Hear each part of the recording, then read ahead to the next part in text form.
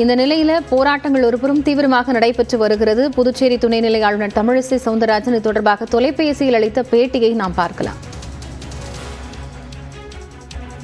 வணக்கம்.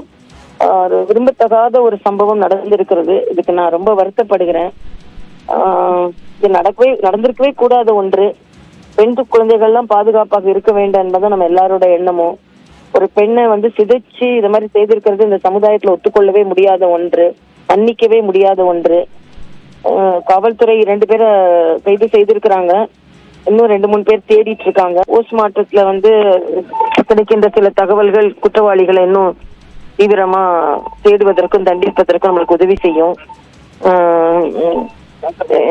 பொதுமக்கள் போராடுகிறார்கள், அவர்கள் உணர்வுகளை நான் மதிக்கிறேன். அவர்களுக்கு இருக்க உணர்வு தான் எனக்கும் இருக்கு. அதே நேரத்துல மற்றவங்களுக்கும் பாதிப்பு ஏற்படாதவன்னு இருக்கணும். எல்லா விதத்திலும் பொதுமக்கள் என்ன நினைக்கிறார்களோ அதே வகையில தான் தீவிரமாக நடவடிக்கைகள் எடுக்கப்பட்டு வருகிறது. என்னை பொறுத்த வரைக்கும் குற்றவாளிகள் எந்த விதத்திலும் தப்பித்து விட முடியாது. மிக கடுமையாக தண்டிக்கப்பட வேண்டியவர்கள்.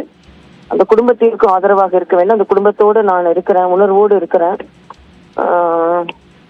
இதைத்தான் என்னால சொல்ல முடியும். விரும்பத்தகாத சம்பவம் தான்.